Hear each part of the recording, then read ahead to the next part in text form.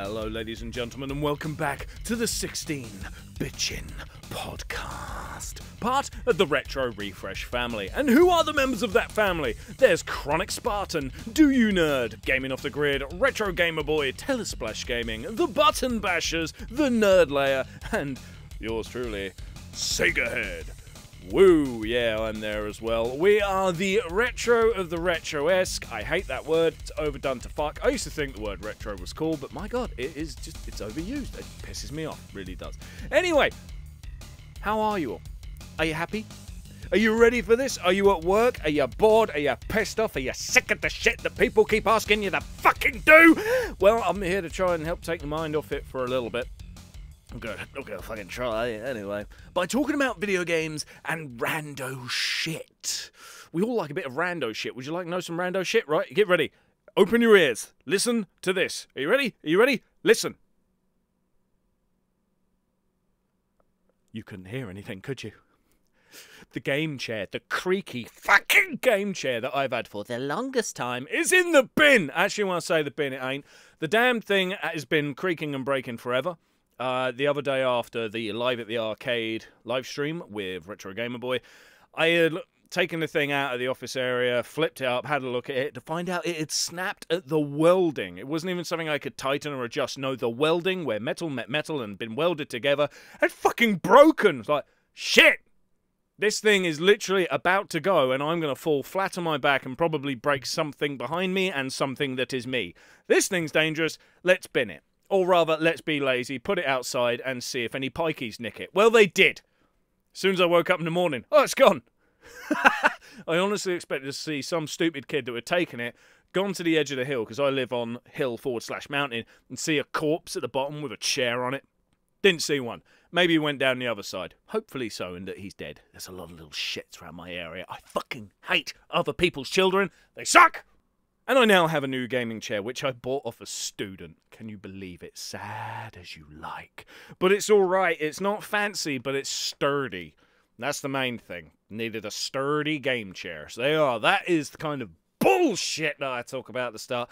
Now we're going to get into the games. And with the games, we cover one modern, one retro, and one indie. Now, what classes as modern? Well, any game, I would say, that's been released within the last 10 years, maybe. Even that's a bit long. Retro, obviously, anything that's older than that, you know. And indie is obviously any game made by a fucking small company or maybe even one person. Independently created game. You know, indie. Dirt.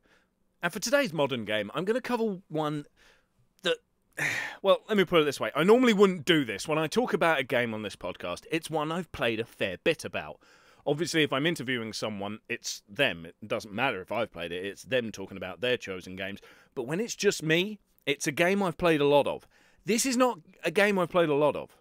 Basically, the other day, I got up and I had no opportunity to do recording because the family wanted to spend time with me, but I did have time to play a game.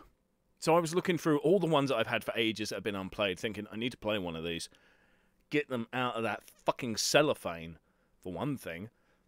So the game I'd chosen was one that I'd been staring at for ages, thinking, I don't know if I'll enjoy it. I just know I got it for a deal. I got it for 15 quid, pre-owned. The disc is immaculate. It's fucking immaculate. It's like brand new. Case... slight mark on the corner. Like I give a shit. It's a PS4 game case.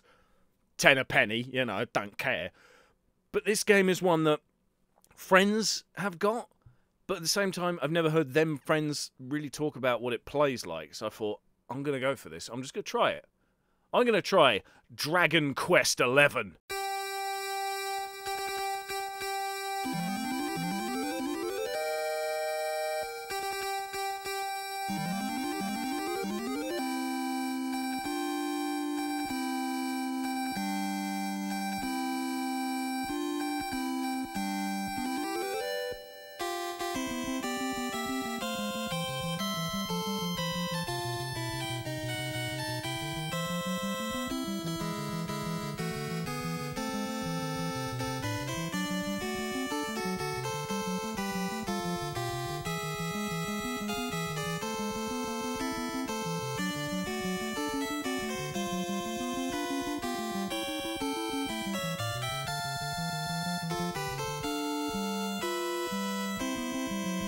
Had to use a different soundtrack because of copyright. Full name, Dragon Quest XI, Echoes of an Elusive Age.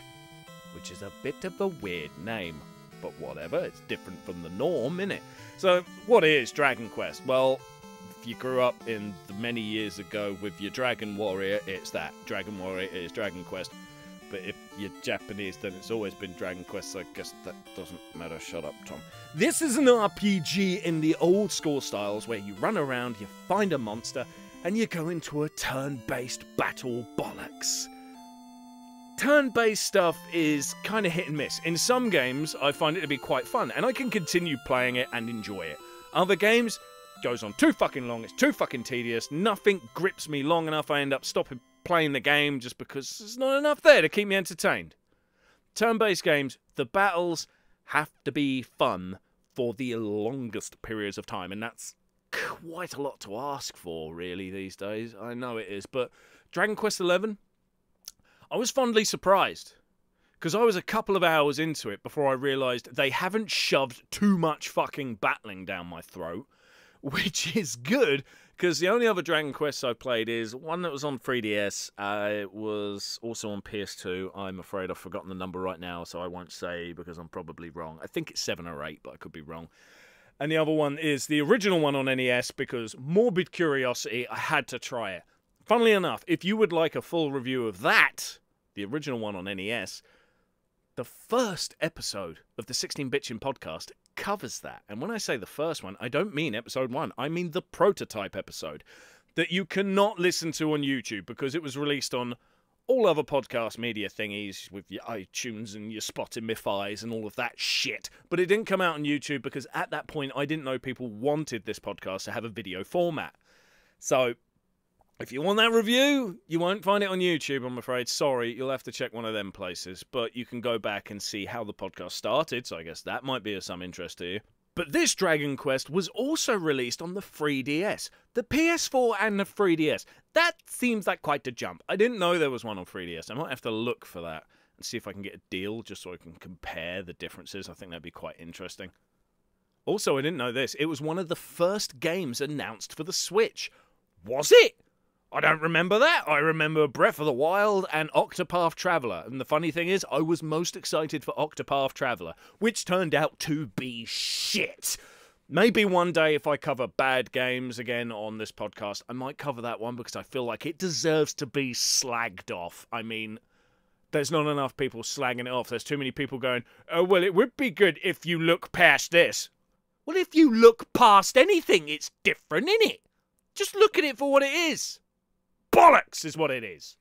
Here's another interesting thing. This game was originally conceived to be fully open world, but the idea was discarded. Huh. Strange. I wonder why they did away with that. Not that I'm complaining, because this game, when I started playing it, I kept playing it. I haven't put a full day into a game in I don't know how long. One, obviously, I'm an adult. I don't get that opportunity. It's fucking rare. Normally, I get to do it around Christmas. That is it. But because of the Queen and her birthday and not letting me go to work to earn money, thank you, Madge. I hope you fall down some fucking stairs, you fossilised cunt. I was stuck at home and couldn't go anywhere or do anything because everywhere's shut, so it was pointless. I decided to play a game. This was the one. Got to put in a lot of time to it. And I nearly made a huge mistake, which I got to say. I was playing it for... It was 2 hours. It was like 2 hours and 10 minutes. And I know this because at some point in the game you get told about campfires. If you go to a campfire, there you can set up a mini base, you can heal, you can piss about, all that shit. There's also a statue. If you go to the statue, you can cure yourself for poisoning and other status ailments. That is what the game told me. If it told me any more, I don't remember it, alright? Told me the statues were for status ailments. Anyway, didn't use the statue, used the campfire. Then, a little bit longer, when I've hit this 2 hours, 10 minutes mark that I know about, I got to another statue in a cave. I thought, there's another one of them. On its own. No campfire. Not that I remember, anyway. And it was just a bit like, well, I'm not poisoned, and I don't think I have been poisoned in this game yet. Fuck it, let's have a look what this statue's like. Would you like to save your game? Would you like to create a save game file? Like, oh, Jesus, this thing hasn't been saving automatically. Not only that, there is no save file. Oh, if I had died 2 hours, 10 minutes down the pissing shitter? Fucking hell. Me at my age, right? Full-time worker, full-time fucking parent, full-time fucking YouTuber. I don't get a lot of time to fucking play games. So 2 hours? That's a lot of time to put into one game. If I had died and lost all of that, mate, I would never have played the game again. It doesn't matter how good the game is, or I'd have been fucking pissed off. I do not remember the game telling me it doesn't autosave. I do not remember the game telling me, use the statues to save.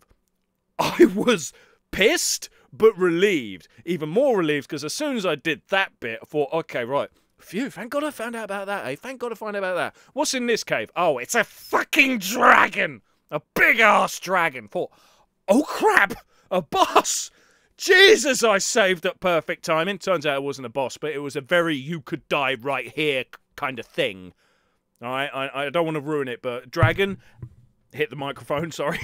Dragon, and I could have died at any fucking minute when you encounter the dragon, even though it's not a boss. I know it's vague, but it'll leave you a little bit of a surprise. Oh, Jesus, if I hadn't saved, if I hadn't fucked around with that statue, if I had died, I'd have been pissed. And rightly so. Turns out there is a kind of autosave feature, but it doesn't work how you think it would. Meh. Here's something very interesting. Just researching this now. The 3DS version. Apparently, on the 3DS, the top screen will be all of the game you would see on the PS4. All of that shit. So you think, what's the bottom screen? Menu, items, crap like that? No, it's the game in old 8-bit/16-bit style, like that of an NES or maybe a Super Nintendo. So it's like seeing the game from two different perspectives. That's fucking cool. That's very fucking cool. A lot of effort went into that. I'm going to have to check that out. Oh, there is another thing. I don't want to reveal too much about the plot. Obviously, that's tough because this game is RPG. But the protagonist is adopted by the daughter of someone called Chalky.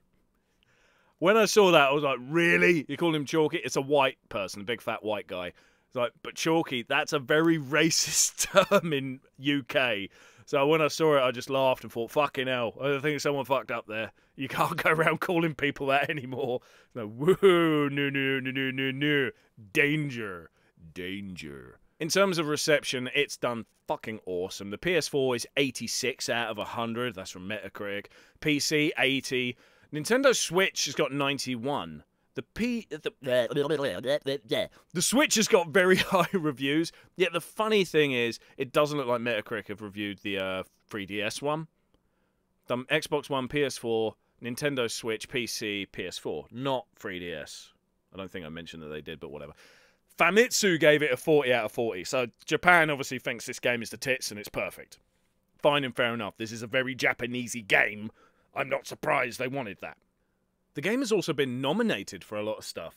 2018 Game Critics Awards, Golden Joystick Awards, the Game Awards 2018, Gamers' Choice Awards, in 2019 the DICE Awards, DICE Awards in other words. Yeah, nominated for all of them. Didn't win any of them. Bit strange. Also, the main character, who I won't say who or what he is because it might spoil something for old school fans, I don't know. The downloadable content. He is the downloadable content in Super Smash Bros. Ultimate. Yay. So let's go in a bit more detail what the game looks like. Graphically, it looks very awesome.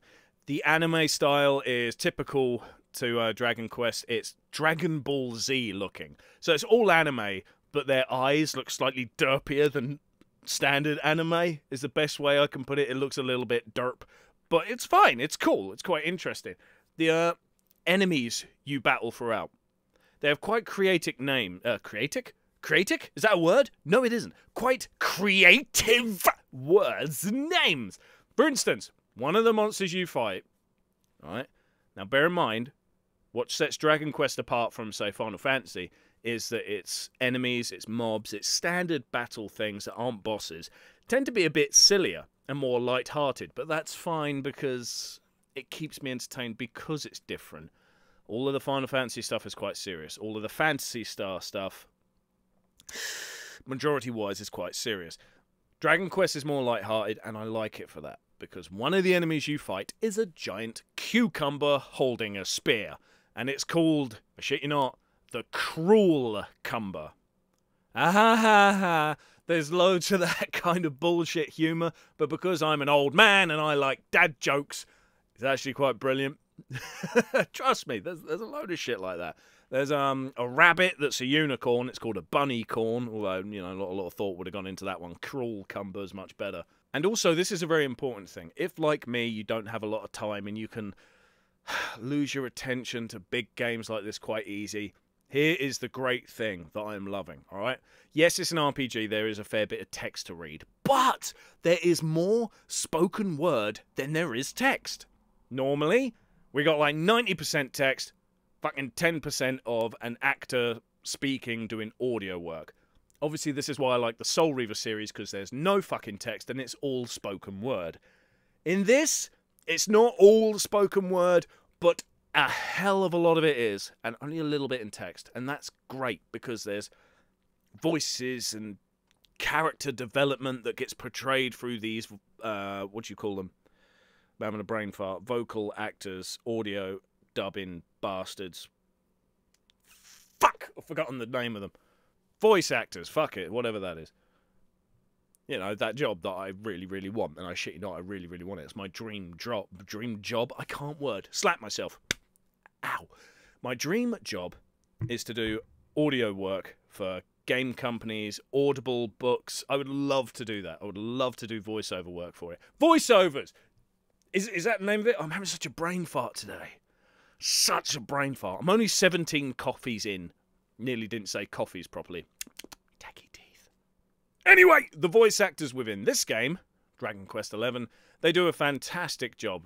They do a truly decent job of making their characters come to life, not seeming really static. Although, having said that, there is this one girl at the start, Gemma, her name is. Her accent, at moments it's old school British, at other moments it's fucking Australian. It's like, what are you supposed to be? She'll say something really British and then she'll go, crikey. Like, crikey? That's not British. That's Aussie. We don't say crikey. Blimey, maybe. That's an old British one. Crikey? No, not so much. So it's a little weird. I don't think that voice actor knew what she wanted to be. She probably shouldn't have tried putting on that accent, because there's so many other voice actors in this that manage to portray the old school British or whatever it is they're trying to do. She doesn't. It goes British, then Aussie throughout one sentence. It's a bit weird. Although, it's not all old British in style, because one of the main characters, whose name I've forgotten because I'm an idiot, blue hair, spiky, the human Sonic the Hedgehog is what I've been calling him. That cunt has a bit of a New York accent. As far as I can tell, it sounds a little bit New York. Not too heavy, but a little bit. So visually, fantastic. Vocal work, fantastic. What about the music? Well, the music is very typical of Dragon Quest games. It's extremely orchestral, over the top. Over the top orchestral. It's got the, is it the Tokyo Symphony Orchestra? Something like that. Whoever the fuck they are from Tokyo, it's got them and they go ape. Everything is a big event within the game. I've found a healing item. Fucking hell, calm down. Everything goes over the top orchestral, but that's Dragon Quest. Final Fantasy had it a little bit. Phantasy Star always went in a more synth-wavy sort of weird style. I like it. Dragon Quest, no, it's orchestral in an explosive style, and it's really good. It's really good. It's over the top, but it's really good in the way it is over the top. Bit like the way the monsters are stupid, aka Cruel Cumber. It's over the top dumb, but it's fucking brilliant because of it. And anyway, I don't think I could say anything more about Dragon Quest because I haven't been playing it long. I can't tell you how much the story develops. I can't tell you how much more the characters develop.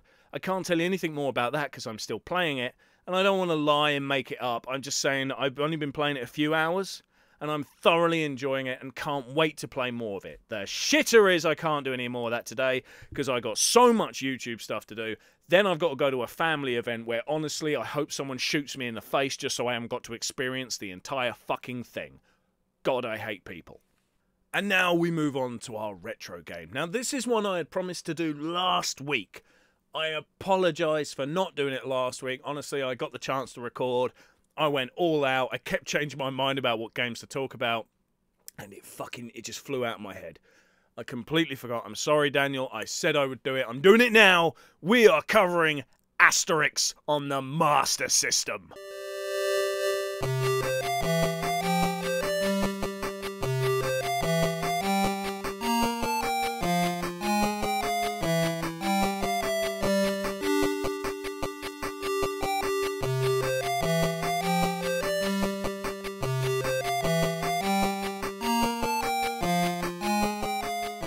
This is truly a visual stunner of an SMS game, a Master System game. Yep, it's fantastic. It must have been released later in the Master System's life. In fact, I think it came out in 1991.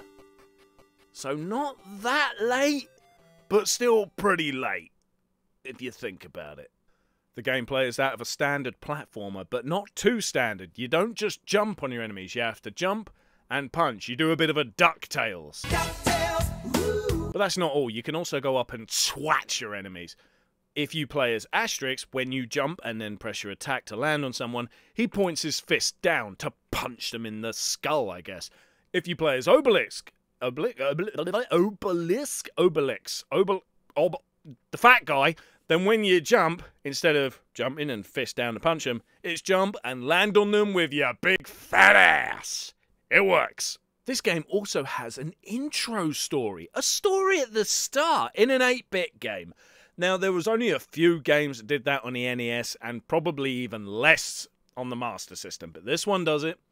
Basically, get a fix, which I never knew what that meant as a kid, but as an adult I get it. Get a fix, the guy that sells potions, aka drugs. Get a fix. Get a fix. Ah-ha-ha. Love that shit now. He's been kidnapped by the Romans. Those bastards. They've taken away our magic potion, which can mean only one thing. Let's murder the entire civilization of Romans. Why not? Hey, let's go out there and kill them. Let's kill them all. One thing I will say about my personal history with Asterix outside of this game is I grew up watching the, what do you call them? The cartoon movies. I never saw any cartoons in terms of episodes, but I did see a few movies. And there's one where the Gauls, Asterix and Obelix, they travel to Britain to help the Britons fight the Romans. I loved that film. It's awesome. All they do is try to transport one barrel of magic potion. I won't go into spoilers, but it's a really good old school movie. I hope you get a chance to check it out, although it's probably a bit difficult to find. Here's a soundtrack bit from that. Every time I hear this, I think, Asterix! Here we go.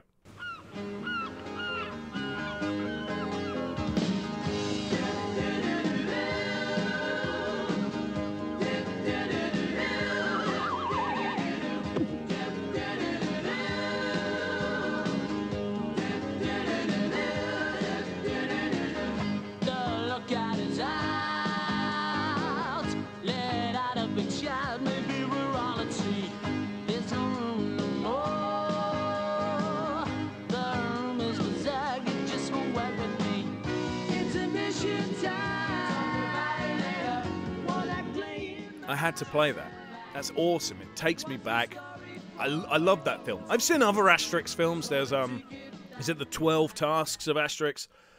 Or the 13 Tasks or some bollocks like that. It's okay, but that film's older and of a shitter quality. I have it on VHS somewhere, but the quality of it is crap compared to the one where they go to save the Britons.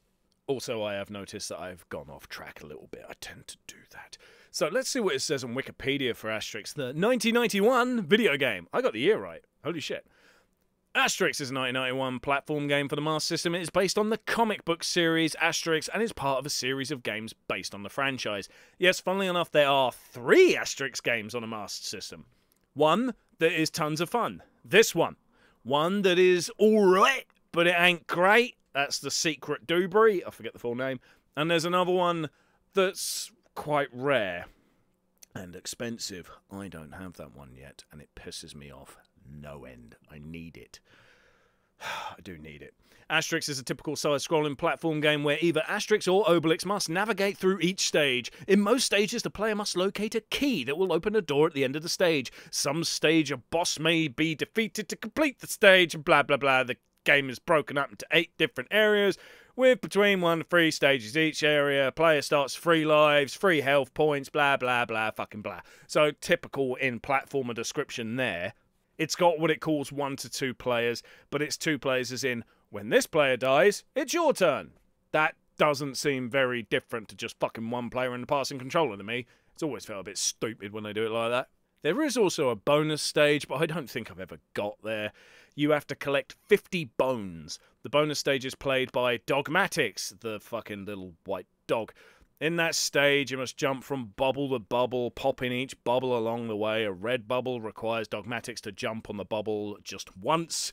A yellow bubble, when jumped on, will turn red and then be popped after the second jump. A green bubble will turn yellow after the first jump, red on the second, requiring a third jump. A bonus is reward depending on the number of fucking bubbles you pop before you stack it. Who cares? The music in the game is very, very good, but of course it's Master System, so it's limited in its style. But it is great the way they've managed to use the sound chip for this. The visuals are very colourful, very colourful. There's even a bit of shading on some platforms. Not a lot, and it's not always there, but where it is, it does look quite cool. The animation is really good, the sprites are nice, everything about the game is a visual stunner. And they kept the style going with the other 2 games. They only changed it like a little bit, just a fucking little bit. No wonder they released 3 of these games, because it is awesome. This one is great. The sequel, it's not bad. I don't know why it's been given a bad review in some places, the second one. But apparently the third one goes back to the, I don't know, the popular style of the first one. Again, I haven't played the third one, and I hate the fact I haven't played the third one. I want to play it, but I also want to own it. Ugh. Gutted about that. Aside from that, there's not much more I can say, except the fact that if you're getting into Master System collecting, or you're looking to get into it, you don't need the other 2 Asterix games, but you do need this one. It's a lot of fun, it really shows what the console can do, and it's a fair price. I think it's like £15, which is good and fair. In today's world, it really is. It's a good game. You don't need the other 2. If you're a fucking idiot like me and you got to collect every bloody game, I nearly said that wrong. What is wrong with me today? Time for another slap round the face. Ow. You don't need the other 2, alright? I do. I'm a cunt. There we go. Full description of that. So that is Asterix on the Master System. Daniel Petrie, I hope you are happy with that little review segment there. I apologise for the fact that my speech is a bit off today, and my brain even more so. Doing well, aren't we? Now we are going to move on to our indie game. Now this game is one I wanted to complete before giving it a full review, but I haven't had the time, and there's so many things I want to talk about. I'm worried if I don't review it now, I will forget some of the cool shit that's happened, because it's getting a bit long, so it's like, let's just cover it now. Let's cover the game right now. It's the game that I have on the Nintendo Switch. Tokyo Dark Remembrance.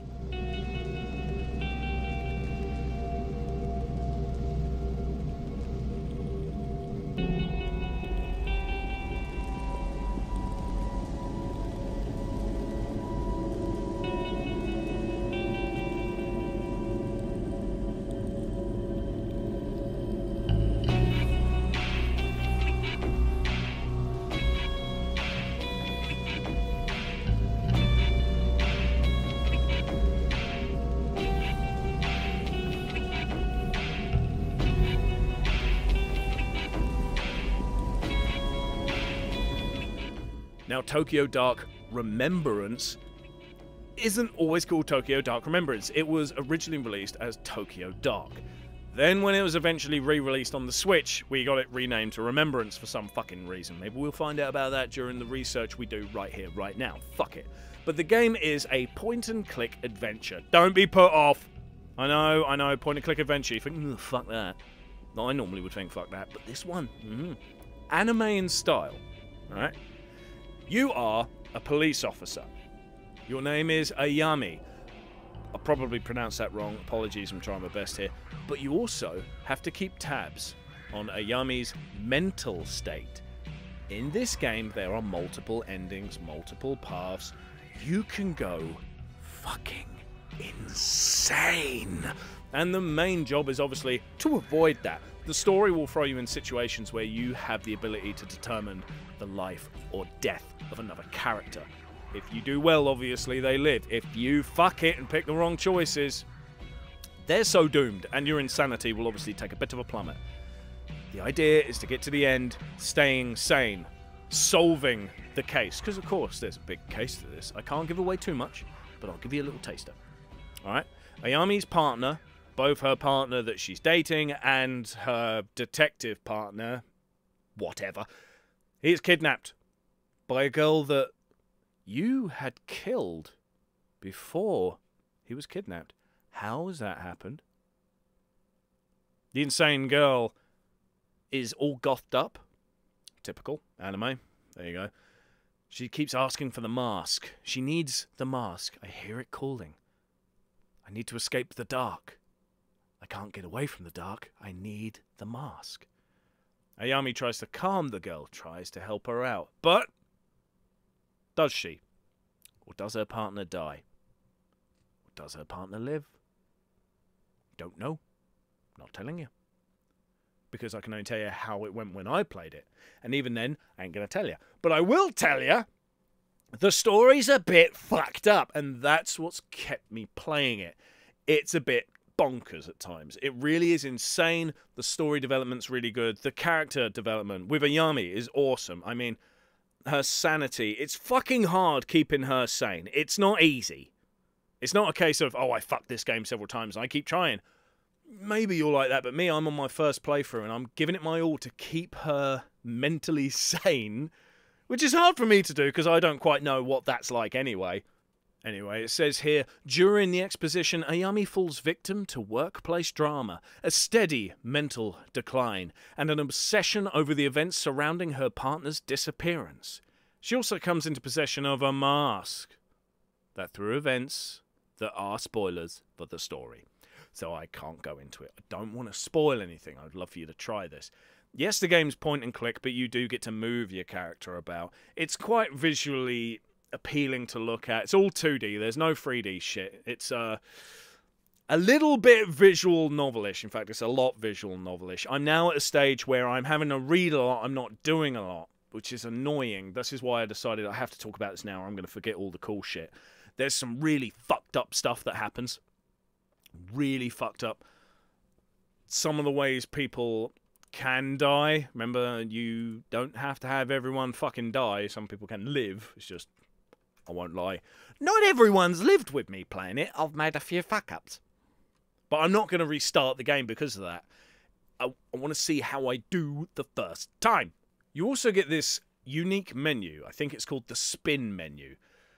Each one of the letters in spin stands for something. S, san, sanity. P, pro, professionalism. I, inf, for, like, inventive. I can't remember. Fuck it. And neurosis. Not neutral, it's neurosis. To see how stressed you are. Okay? This meter is very easy to fuck up on. The sanity one, Jesus, I think I've always had it in the minus numbers. I'm not doing fucking great there. Investigationism, that's what the INV one stands for, is how good you are on the police side of things, how professional you are as a policewoman in trying to focus on stuff. I've fucked it up a few times because I'm not professional in anything I do. There was this one person in the game, he's selling, there's a Japanese delicacy. I think it was octopus balls. Didn't know octopuses had balls, but whatever. You're meant to interview this guy quickly to find out, have you seen this person? This person here. Do you know where I can find this person? Instead, the person said to me, do you want an octopus ball? I've gone, yeah, fuck it. And then you see her going, oh, it's so good. Oh, thinking, wow, she really likes balls. My professionalism dipped because I decided to, instead of focus on the task at hand, I'm like, I want to have some balls in my mouth. Whoops. Professionalism dipped a little bit there. Whoops. Never mind. Fuck it. Fuck them balls. You are faced with many different choices throughout the game. You can do many things in many professional ways, or You could do it the way I've done it, which is not so professional. For instance, there's this one guy at it's like a train station. He won't let me bloody pass. He says, no, I'm sorry, I've been told not to let you pass. Now, I could keep persuading him, trick him to go elsewhere, sneak round him, tons of stuff. There was also an option, punch him in the face. I kind of picked that one, and you see a great scene where I've smacked that cunt in the face, and he's on the floor, out of it. My professionalism took a bit of a dip, and I thought, fuck it, I'm on the train now. So it's a great way if you want to zoom through stuff. It will make numbers go down on the spin chart. I should imagine if all them numbers go too low, that's not going to be the best ending in the world. It might be the most fucked up, but it will not be the best ending. It'll essentially be the bad ending of the game. So, yeah, but in all honesty, I think it would be quite cool to see. There are some really fucking gory bits in this game as well. Like, there's this one part where you're looking for a phone, and then you hear it ringing. Where's it coming from? Where's that ringing sound coming from? I think I found it in this bag. Open the bag. The bag is filled with intestines, blood, carnage, flesh, torn apart, spewed everywhere in the bag, unrecognizable human body parts, with a phone dipped in the middle of it. Ringing. Would you like to answer that and put it to your ear? Yeah, sure, why not? Even though there are flies buzzing all about the place. So there are a lot of gory bits. That's just the first one that springs to mind. But there are more in terms of psychological fucked up bits. There's a lot of real twisted, heady, shitty bits. Those are all cool things, so let's look on something I don't like. Alright? I don't like the fact that sometimes I just can't figure out who I'm meant to fucking talk to or where I'm meant to go. I'm okay at the moment where I am in the game. I know where to go, I know who to talk to, but I have had minutes where it's like, I am getting fucking pissed off not knowing where the fuck to go. I haven't looked on a walkthrough yet, but honestly, I wouldn't be surprised if people go, I'm pissed off, walkthrough. This is one of them games where I wouldn't consider walkthrough cheating. I would consider it a way to make sure you're still having fun. Now remember, this is a game for your Nintendo Switch. You can get hold of it fairly easy. Price-wise, I'm sorry, I can't fucking remember. But I would definitely say check it out. I can't go into any more details about spoiling stuff. I really don't want to do that. It's the toughest thing about these podcasts is making sure I don't put out any spoilers. A little one here, maybe to tease you, that's not really a spoiler, is fine. That's what I feel like I've done so far, giving you just little tasters of these games without ruining anything. But I feel like if I talk about this game anymore, I'm going to do that. I'm going to ruin something. I don't want to do that. Don't. It's a great game. It's worth trying out, especially if you're a fan of manga and anime. And things that are fucked up in the head. So we've talked about Tokyo Dark Remembrance, Asterix on the Master System, great game, and Dragon Quest XI. I have no idea how long this game's going to be, but as long as I enjoy it all the time I'm playing it, fuck it, I am happy. Thank you very much for listening to the 16 Bitchin' podcast. Don't forget to subscribe wherever it is you're listening to. YouTube, Spotify, iTunes, all them fucking places. I can't remember all of them. Nuts to it. If there's a game you would like to be talked about, spoken about, thingied about in the 16 Bitchin' podcast, let me know in comments, email, whatever the fuck. Thank you very much again for listening, and I will see you next time.